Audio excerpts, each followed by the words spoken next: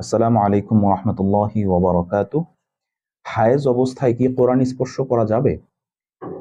হায়েজরত অবস্থায় কোরআনের মুসহাফ বা কোরআনের যেই অনুলিপি সেই অনুলিপি স্পর্শ করা যাবে না। তবে অজু ব্যতীত হায়েজ বা জুনুবি তথা গোসল ফরজ অবস্থায় কোনো আলগা কাপড় বা রুমাল দিয়ে ধরা যাবে। অর্থাৎ আপনি কোরআন কোনো আলগা কাপড়, অর্থাৎ সেটা গামছা হতে পারে, আপনার ওড়না হতে পারে বা তোয়ালে হতে পারে, এই জিনিসগুলো দিয়ে আপনি কিন্তু কোরআন স্পর্শ করতে পারবেন।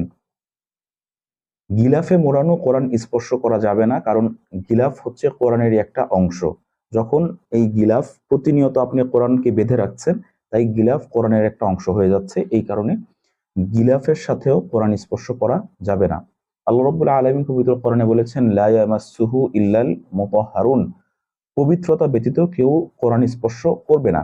ইমাম নববী ও